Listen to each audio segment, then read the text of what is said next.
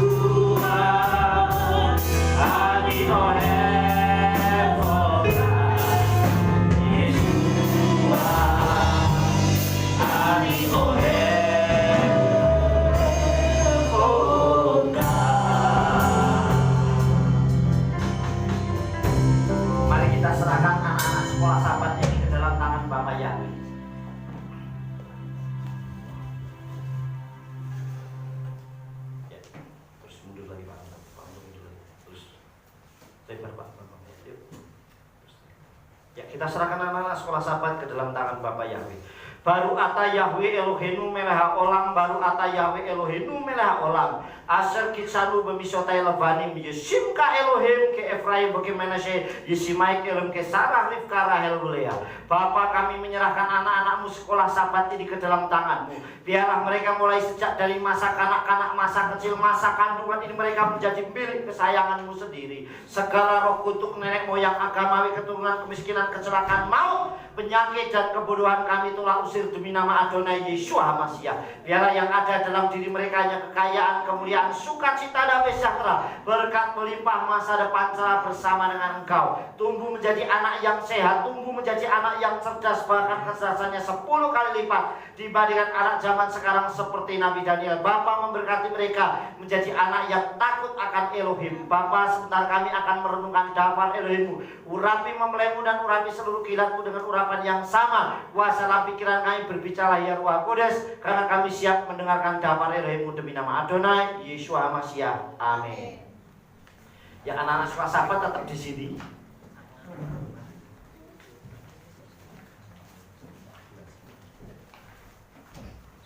Ya, anak-anak sekolah sahabat tetap di sini. Nanti kalau ruangannya sudah selesai baru pindah. Ya.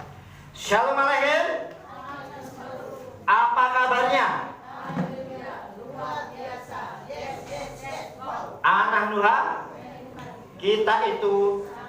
Nah, Bapak Ibu Saudara yang dikasih oleh Bapak Yahweh, ya, kita minggu pertama di bulan September kita bisa berjumpa kembali di ibadah kita kali ini, baik yang ada di tempat ini maupun yang live streaming ada di manapun saudara berada. Nah, Bapak Ibu Saudara, kita akan kembali dengarkan daftar Elohim yang saya beri judul yaitu adalah ya, perjalanan kehidupan. Nah, setiap orang itu memiliki perjalanan kehidupannya masing-masing. Satu dengan yang lain itu tidak sama, saudara. Antara satu dengan yang lain itu tidak sama. Bahkan suami istri pun itu tidak sama. Anak orang tua juga tidak sama, saudara. Nah, semuanya ada penuntunnya. Nah, perhatikan. Dalam perjalanannya, orang maju saja saat mencari Yeshua itu ada penuntunnya, saudara. Yaitu saat dia harus melihat bintang. Artinya ada yang menuntun, menunjukkan kemana dia harus bertemu juru selamat itu. Jadi setiap kehidupan orang itu akan menemukan jalannya sendiri. Nah, kita akan lihat, saudara, ya. Perhatikan terus. Dalam perjalanan hidup kita akan sering kita temui beberapa hal.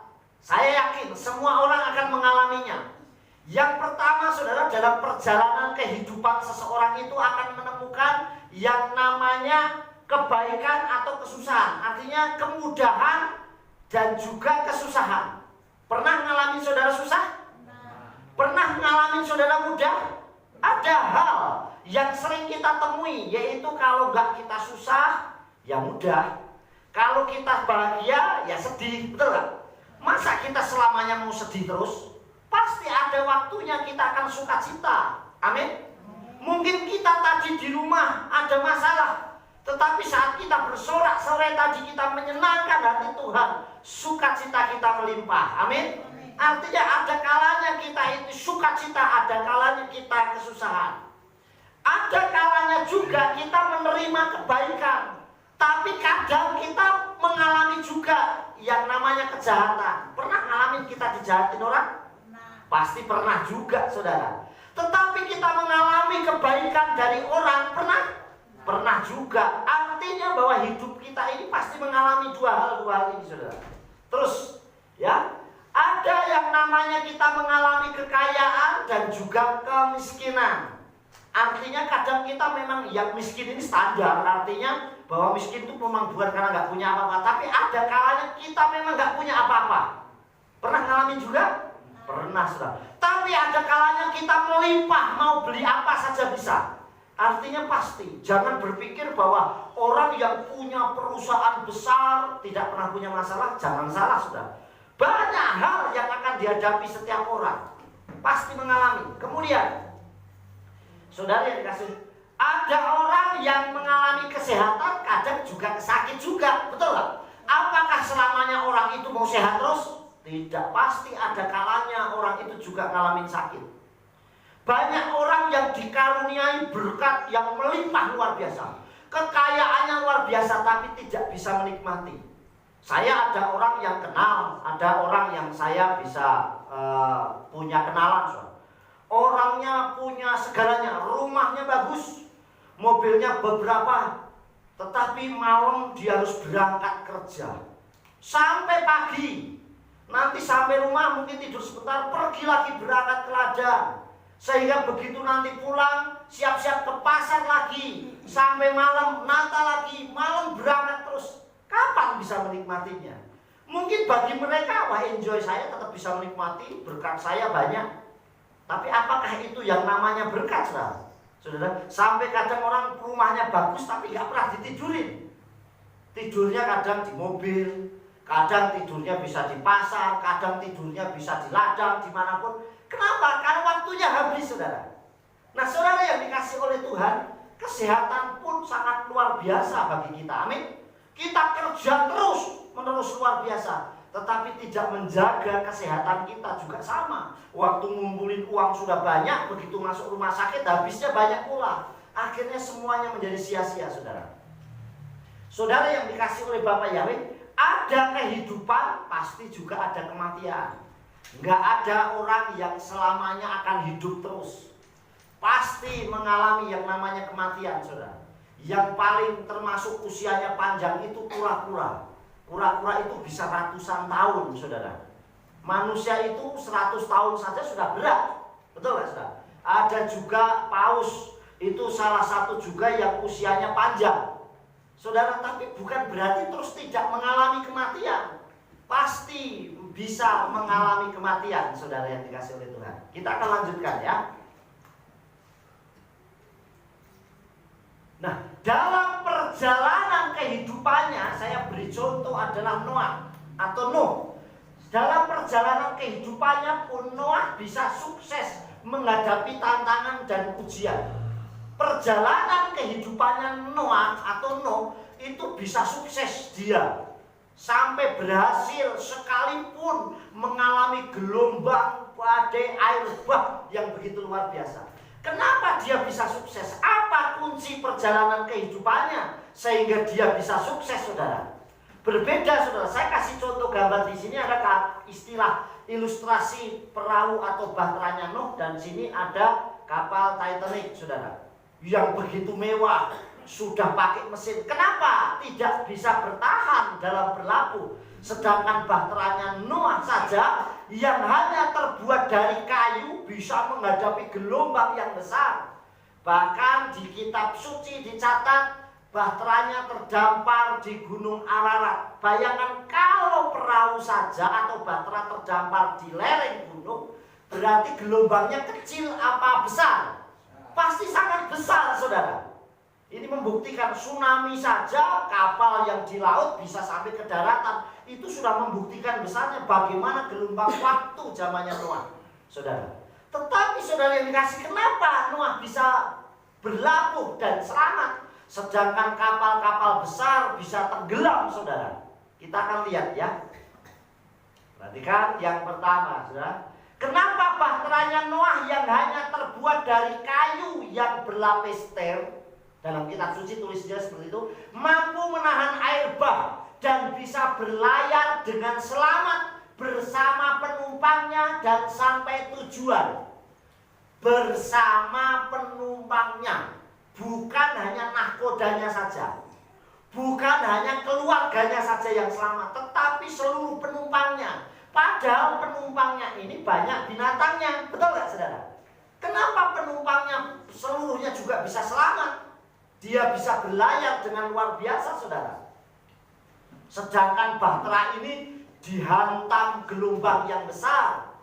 Saudara yang dikasih di dalam kitab Beresit atau Kejadian 6 ayat yang ke-8. Perhatikan, saya bacakan buat saudara ya.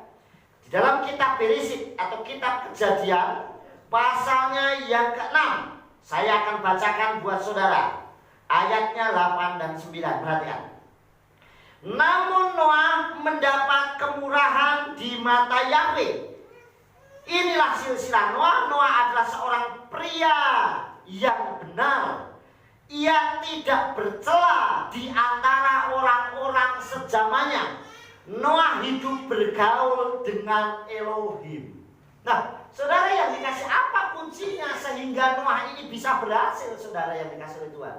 Yang pertama, Noah mendapat kasih karunia Elohim. Noah mendapat kasih karunia di mata Bapa Yahweh. Demikian juga kita sudah mendapat kasih karunia dari Yeshua Masiah. Amin. Artinya kalau orang yang mendapat kasih karunia pasti dapat jaminan keselamatan. Amin.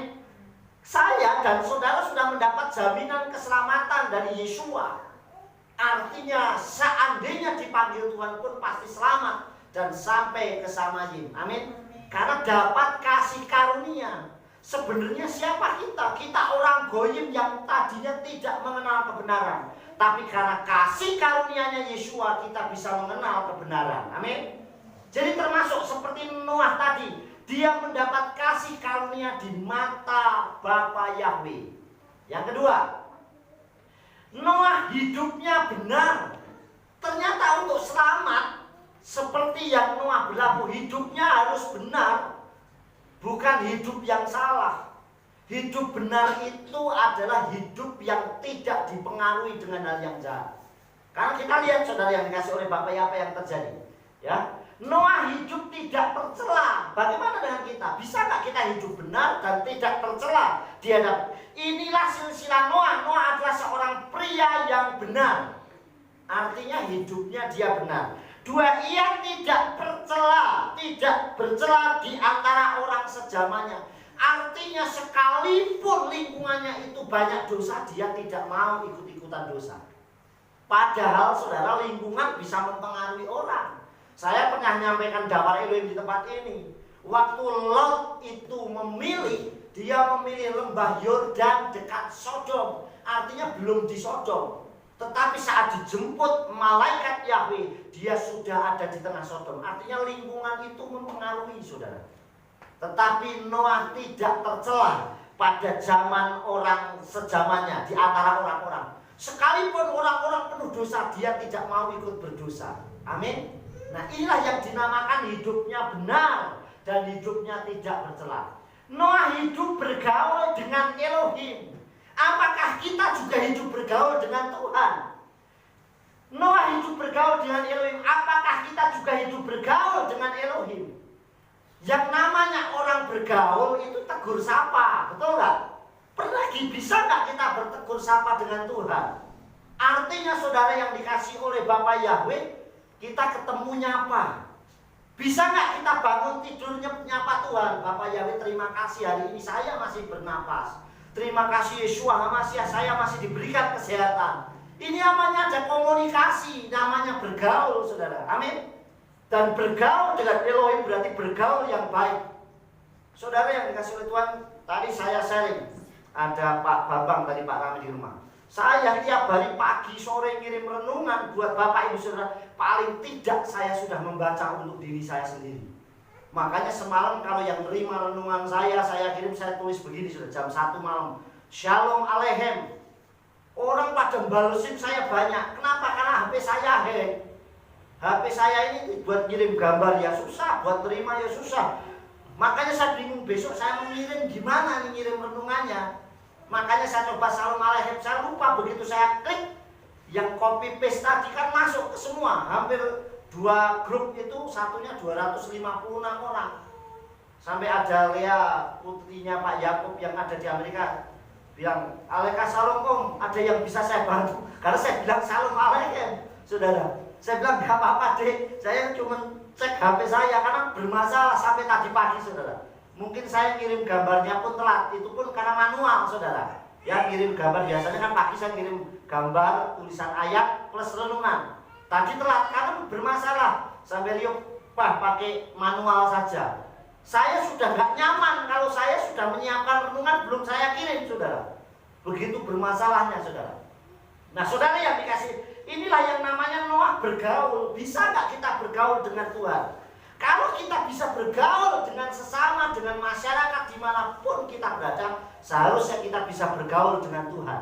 Karena kita harus menunjukkan identitas kita. Siapa Tuhan kita, saudara? Amin. Siapa Bapa Yahweh itu? Kita lanjutkan. Noah berani menjadi pemberita kebenaran. Apakah kita juga sudah berani memberitakan kebenaran? Noah gak peduli, dia tetap ceritakan kebenaran Elohim itu, bahwa nanti akan orang percaya maupun tidak, bukan tanggung jawabnya dia. Tapi tugasnya dia hanya memberitakan. Mungkin dia kira-kira kalau sekarang terjadi, Noah dibully gak kira-kira? Ayo, pasti dibully dong. Wah, ada orang yang aneh tuh, masa di gunung gini buat perahu? Ya gak, betul gak? Pasti dibully, diomongin. Apalagi kalau sekarang zamannya ini FB, zamannya ini YouTube, kira-kira dimasukkan nggak? Ini termasuk orang yang aneh nggak, saudara? Pasti akan lebih seluruh dunia tahu, saudara. Ini baru orang sejamannya, mungkin Noah dianggap aneh, tetapi Noah tetap menjadi pemberita daftar Elohim. Amin. Dia tetap menjadi pemberita firman Tuhan.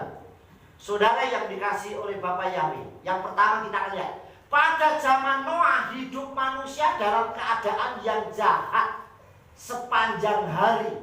Nih, Genesis pasal 6 ayat 5 ya. Ayatnya 5, maju satu ayat yang di sini katakan, dan Yahweh melihat bahwa kejahatan manusia demikian besar di bumi, dan setiap angan-angan pikiran hatinya semata-mata jahat sepanjang hari. Bayangkan, wong jahat kok sepanjang hari.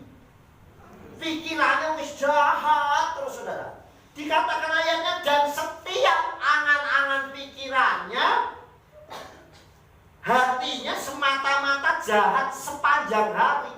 Lah berarti sepanjang hari ini mau cari baiknya susah, saudara. Sepanjang hari jahat pikirannya. Wah, mungkin pikirannya, wah siapa yang nanti mau saya ambil ya hartanya. Wah, mungkin siapa ya istrinya, siapa yang mau saya sukain ya. Mungkin pikirannya jahat terus, saudara. Nah, saudara yang dikasih angan, ini baru angan-angan. Tuhan gak berkenan, jangankan melakukan, baru angan-angannya aja sudah jahat kok. Betul gak, saudara? Angan-angan pikirannya, dikatakan angan-angan pikiran hatinya semata-mata jahat, baru angan-angan. Kalau angan-angan sudah melakukan belum? Belum, tetapi angan-angan saja sudah di mata Elohim jahat. Makanya Yesua berfirman, saudara, di dalam kitab suci katakan, dapat Elohim, jikalau engkau melihat seseorang saja dan menginginkannya, engkau sudah berzina. Artinya belum melakukan, baru pengen, sudah berzina, saudara. Artinya begitu kerasnya Tuhan mengajari kita. Nah, kita akan lanjutkan, saudara, ya. Nah, namun Noah tidak terpengaruh dengan keadaan dan lingkungan. Noah lebih mendengarkan suara Bapa Yahweh. Amin. Jadi sekalipun lingkungannya itu angan-angan pikirannya jahat, dia gak pengaruh. Saya gak peduli mau dipengaruhi kayak apapun. Kenapa? Karena saya lebih dengar suara Tuhan. Amin. Saya lebih dengar suara Elohim daripada suara manusia. Kita lanjutkan. Yang kedua, pada zaman Noah banyak hidup manusia-manusia raksasa. Di kitab suci dikatakan yang menggambarkan keperkasaan atau kesombongan. Berishit pasal 6 ayat 4. Maju lagi satu. Pada hari-hari itu para raksasa telah ada di bumi. Bahkan juga sesudahnya ketika anak-anak Elohim menghampiri anak-anak perempuan manusia dan mereka telah melahirkan baginya. Mereka adalah orang-orang perkasa yang ada sejak lama, orang-orang yang ternama. Nah, orang-orang raksasa menggambarkan tentang kesombongan dan keperkasaan. Bagaimana Anda hidupnya? Sikah hidup dengan raksasa-raksasa kesombongan dan raksasa-raksasa masalah yang kita hadapi? Wah, masalah saya begitu berat. Saya menghadapi raksasa-raksasa yang luar biasa. Ini isinya raksasa kesombongan. Orang yang takabur, orang yang sombong, orang yang merasa dirinya hebat. Apalagi kalau kita membaca dalam kitab Henokh, jauh lebih mengerikan lagi manusia raksasa itu, saudara. Nah, saudara yang dikasih oleh Bapa Yahweh, kita akan lihat yang ketiga, saudara ya. Yang ketiga, saudara, contoh lagi yang ketiga, bagaimana Daud mengalahkan manusia raksasa Goliat yang membuat bangsa Israel mengalahkan Filistin. Coba, banyak sekali di dunia ini kita jumpai orang-orang yang sombong. Orang-orang raksasa. Raksasanya bukan badannya tapi kesombongannya, angkuhnya, egoisnya. Maka ada pepatah Jawa yang menurut saya bagus, yaitu dalam bahasanya dikatakan ojo dume. Tahu ojo dume? Itu ojo dume istilahnya jangan sombong. Jangan kalau pas punya rasa luar biasa sombongnya. Nah, artinya kita diajar selalu untuk rendah hati. Filosofi ini juga bagus, saudara, untuk diajarkan hal yang luar biasa. Nah, mengalahkan raksasa orang Filistin. Kita akan lanjutkan ya. Dalam hidup kita juga sering menghadapi raksasa-raksasa permasalahan. Bisa ekonomi, bisa keluarga, bisa pekerjaan, bisa pendidikan, bisa penyakit. Tapi mari kita belajar dari Daud dalam menghadapi raksasa hidup. Nah, Anda dengan kekuatan raksasa kehidupan, dengan kekuatan Bapa Yahweh. Jadi kalau menghadapi masalah bukan dengan kekuatan kita, bukan mengandalkan kekuatan kita sendiri, tetapi mengandalkan Bapa Yahweh. Amin. Mengandalkan Tuhan. Di dunia ini selama masih bernapas pasti mengalami masalah. Saudara, saudara yang di apapun yang di, masalah itu bisa kecil, bisa besar. Kayaknya masalah ini kecil, ternyata masalah besar juga, saudara. Nah, sekali waktu saya kasih contoh. Sabtu yang lalu, sehabis ibadah sahabat saya pulang, kemudian diajak main bulu tangkis. Saya ini naruh kacamata ini lupa. Ini sepele kan kacamatanya. Wes tak taruh. Saya sampai nanya Riel, nanya Ibu Bugem, nanya Imo, nanya semua. Mana kacamata? Nah, kalau HP di miss call ketemu, betul kan? Kacamata di miss call nggak ketemu, saudara. Saya nyari kemana? Ya sudah, saya berangkat aja bonceng teman saya bulu tangkis. Tetap bermasalah karena begitu melihat ke lampu silo, saudara. Jadi nggak kelihatan, ya nggak maksimal sampai saya nelpon, ketemu nggak kacamatanya? Ternyata cuma saya salah naruh, saudara, lupa naruhnya. Karena naruhnya di atas bantal atau di mana, jadi kan nggak kelihatan kacamatanya putih. Itu pun bermasalah, saudara. Hal kecil, saudara. Yang salah saya sendiri karena lupa naruh. Saudara yang dikasih oleh Tuhan. Nah, saudara yang dikasih oleh Bapa Yahweh, tapi belajar mengandalkan segala sesuatu di hadapan Tuhan. Amin. Saudara yang dikasih oleh Bapa Yahweh, mari kita belajar. Kita lanjutkan ya. 1 Samuel 17 ayat 45. Di situ dikatakan Daud, engkau mendatangi aku dengan panah, tombak, dan lembing. Tetapi aku mendatangi engkau dengan nama Yahweh Elohim Sebaot, segala barisan Israel yang kau tantang. Artinya Daud ngomong, kalau kamu nantang aku, kamu nantang barisannya Israel, kamu nantang Tuhanku. Amin. Jadi artinya kalau kita menghadapi masalah, engkau setan, engkau kuasa jahat, bukan berhadapan dengan aku, tapi engkau berhadapan dengan Tuhanku. Amin. Daud luar biasa, saudara. Engkau mendatangi aku dengan panah, tombak, dan lembing. Artinya engkau banyak senjata yang kamu serang buat aku. Tetapi aku mendatangi kamu, aku akan lawan kamu dengan nama Yahweh Elohim Sebaot, barisan Israel yang engkau tantang. Artinya begitu ada kuasa jahat kuasa permasalahan yang mengintimidasi kita, yang diintimidasi, yang dimasalahkan bukan kita, tetapi Tuhan kita. Amin. Kalau kita melekat sama Elohim, kalau kita dekat dengan Bapa Yahweh, saudara. Jadi saudara yang dikasih oleh Tuhan, mari kita belajar untuk selalu dekat dengan Elohim. Kita dekat dengan Tuhan. Kita akan lihat perbandingannya sekarang, ya. Nah, kapal pesiar mewah Titanic tadi saya sudah kasih tahu Noah kenapa bisa sukses berhasil. Karena dia bergaul dengan Elohim, dia tidak tercela, dia benar. Nah, kapal pesiar mewah Titanic pada zamannya dulu, yang oleh pembuat berkata, kapal ini kapal hebat, yang membuat bilang begini, tidak akan pernah tenggelam sekalipun menghadapi badai gelombang, karena dirancang canggih. Tetapi toh akhirnya tetap juga tenggelam karena menabrak gunung es. Dipikirnya yang buat ini wis tak buat rancang canggih, gak mungkin tenggelam. Pasti bagus, pasti hebat.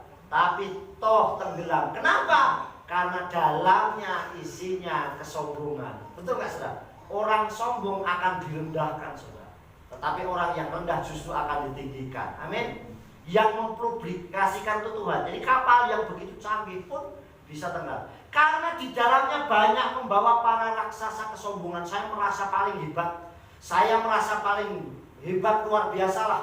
Jadi sombongnya luar biasa. Kemudian tidak melibatkan Tuhan dalam setiap pelayarannya sehingga menabrak gunung es. Coba perhatikan ya. Saya beri contoh ya, nanti saya beri contoh. Nah, gunung es itu artinya permasalahan. Kapal itu tidak dapat bertahan. Saya kasih contoh. Kapal Noah, karena dia mendengar suara Tuhan dan diperintahkan Tuhan, kapalnya tidak tenggelam. Berbeda dengan perahu atau bahtera atau kapal yang dinaiki Yona. Karena Yona tidak mendengar suara Elohim, justru melarikan diri dari Tuhan. Artinya kalau melarikan diri berarti menjauh dari Tuhan. Justru kapalnya diserang badai. Betul gak saudara? Sampai di tengah laut dia harus dicemplungkan ke laut, diceburkan ke laut dan dimakan ikan. Kenapa? Karena semakin menjauh dari Tuhan. Kalau orang melarikan diri dari Tuhan, berarti dia menjauh dari Tuhan. Memang banyak orang bilang, tapi kan saya bisa berdoa Pak. Ya bisa. Coba saudara yang dikasih Tuhan, kira-kira Yona di perut ikan berdoa nggak? Dia kalau kitab suci berdoa loh saudara. Artinya dimanapun bisa, tetapi tetap saudara menjauh dari Tuhan. Memang kayak situasi sekarang ini kita tidak bisa saudara. Tetapi dengan kita bisa ibadah live streaming, paling tidak terobati rasa kangen kita berjumpa satu dengan yang lain. Betul gak saudara? Artinya kita bisa berfellowship bareng, kita ketemu saudara. Makanya saya mengirim renungan pagi sore, paling tidak kita terisi dapat Elohim. Seperti itu saudara. Ya. Jadi kita lanjutkan, ya. Nah, saudara, kita lanjutkan. Supaya perjalanan hidup kita ini berhasil, apa yang harus kita lakukan? Supaya perjalanan hidup kita ini berhasil. Yang pertama yang kita harus lakukan, menjadikan Aba Yahweh Besem Yeshua gembala kita. Jadi semua hidup kita diatur oleh Tuhan. Amin. Diatur oleh. Jadikan Aba Yahweh Besem Yeshua Masiah itu gembala kita. Yahweh Roh Elohe Kasar, Yahweh adalah gembalaku, aku tidak akan kekurangan. Amin. Dan dikatakan di dalam kitab Tehillim pasal 23, aku tidak takut bahaya. Dia membaringkan aku ke rumput yang hijau. Dia menyegarkan jiwaku. Artinya kalau kita menjadikan Bapa Yahweh gembala kita, nahkodanya kita pasti dibawa berlabuh yang baik. Amin. Tidak mengalami tantangan badai gelombang yang besar. Seandainya ada pun gelombang yang besar, pasti bahtera atau kapal atau perahu kita tidak mungkin tenggelam.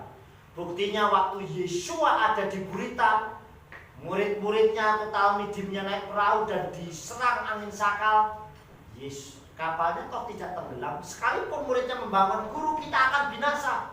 Kalau ada Yeshua gak mungkin kapalnya tenggelam. Amin. Kalau kita menjadikan Yeshua itu nahkodanya kita, dan kita dengar-dengaran suaranya Tuhan, saudara perhatikan, Yeshua berfirman, bertolaklah ke seberang karena aku mau berdoa dahulu. Nanti aku akan menyusul. Muridnya jalan, Di tengah laut, di tengah danau diserang gelombang. Kemudian Yesua datang nggak saudara? Yesua yang nyuruh, pasti Yesua yang membereskan. Akhirnya Yesua datang di tengah malam itu, di tengah gelombang yang besar.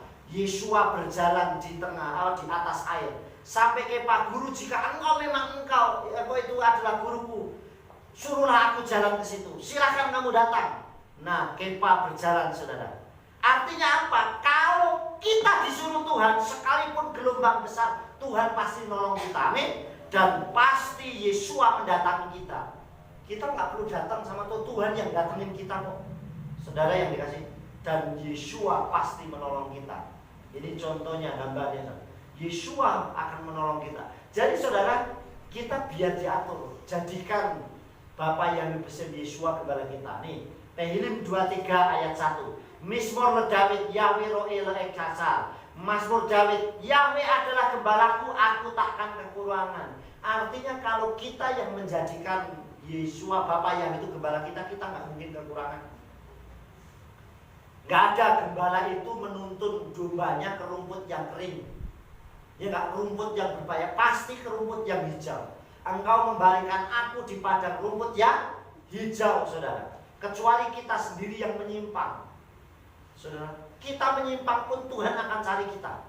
Selama kita memang masih mau kembali sama Tuhan. Kita lanjutkan ya. Yang kedua, dalam menghadapi segala sesuatu selalu mengandalkan Tuhan Yahweh. Dalam menghadapi segala sesuatu selalu andalkan Tuhan. Jangan pernah mengandalkan kesombongan kita, raksasa egonya kita. Tetapi mari kita mengandalkan Bapa Yahweh. Amin. Jadi saudara yang dikasih oleh Bapa Yahweh, mari kita belajar. Dari perjalanan hidup kita ini akan berhasil, akan sukses. Itu saudara, nanti saat kita memang mengandalkan Tuhan. Amin. Sampai garis akhir. Start itu nomor 2 saudara. Banyak orang yang startnya wah susah payah segala macam, tapi akhir hidupnya justru dia sukses dan berhasil. Bahkan dia sampai ke Samayim. Amin. Tapi banyak orang yang tidak sukses. Awalnya sukses luar biasa, akhirnya tidak. Berapa banyak orang yang akhirnya menyangkal Tuhan. Contoh Yehudas Iskariot, yang milih siapa? Yesua, saudara. Tetapi kenapa justru dia gagal di garis akhir saat Yesua harus dikorbankan, menyelamatkan kita? Artinya ada, kalau kita tidak melekat sama Tuhan, maka setan terus-menerus. Ini sudah akhir zaman. 2 minggu lagi kita sudah memasuki Yom Teruah, Rosh Hashanah 5781, 5708, 2 minggu lagi, saudara. 1 Tisri, makanya 2 minggu lagi kita perayaan, saudara. Makanya menyiapkan diri dengan baik untuk kita siap menyongsong kedatangan Yesus Masiah. Amin. 1 Tisri 2, ini sebentar lagi ini 2 minggu ini sudah terus memasuki hari raya. 3 hari raya besar, yaitu Yom Teruah, Yom Kippur, dan Pondok Daun, Sukkot. Kita akan memasukinya. Yang terakhir, Yeremia 17 ayat 7, kita baca bersama-sama ya. 1, 2, 3. Baru hakefer aser yiftah ba Yahweh wahaya Yahweh miftaku. Diberkatilah orang yang mengandalkan Yahweh dan menaruh percayanya kepada Yahweh. Jadi ternyata orang yang mengandalkan Yahweh itu diberkati luar biasa. Amin. Diberkatilah orang yang mengandalkan Yahweh, bukan hanya mengandalkan toh, tetapi percaya. Amin. Orang yang percaya berarti orang yang yakin. Diberkatilah orang yang mengandalkan Yahweh dan menaruh percayanya dan yakin ya kepada Yahweh. Yakin pas Tuhan itu tolong. Makanya kalau orang ditanya, kamu pasti ya kalau mati masuk surga? Ya pasti. Itu namanya yakin. Namanya keyakinan itu harus yakin. Namanya aja yakin, kalau ditanya kamu nanti gimana? Gak tahu ya, namanya gak yakin. Kalau sudah dibilang yakin ya pasti iya. Amin saudara. Saudara, kecuali saya selalu katakan keselamatan itu kita keyakinan. Janjinya Yesua, saya mati pasti selamat. Amin. Itu janjinya, keyakinan. Kecuali saudara janji sama orang, baru saudara bilang apa? Yirse Elohim, jika Elohim izinkan. Karena saudara banyak janji. Kalau janji bisa saja meleset. Pas mau berangkat kepleset, akhirnya waduh jenggule enggak, akhirnya enggak jadi, berarti tidak jadi, tidak diizinkan. Tapi kalau keselamatan ya pasti, saudara. Amin. Jadi saudara, diberkatilah orang yang mengandalkan Yahweh dan menaruh percayanya kepada Yahweh. Yang paling terakhir, saudara bangkit berdiri, ya. Yuk, kita bangkit berdiri. Ya. Kita baca bersama-sama. 1, 2, 3. Mengandalkan Aba Yahweh Besim Yeshua, maka perjalanan hidup saya akan berhasil. Haleluya, amin. Yes. Sayanya diganti namanya sendiri, ya. Mengandalkan Aba Yahweh Besim Yeshua, maka perjalanan hidup Rio akan berhasil. Haleluya, amin. Yes. Beri tepuk tangan buat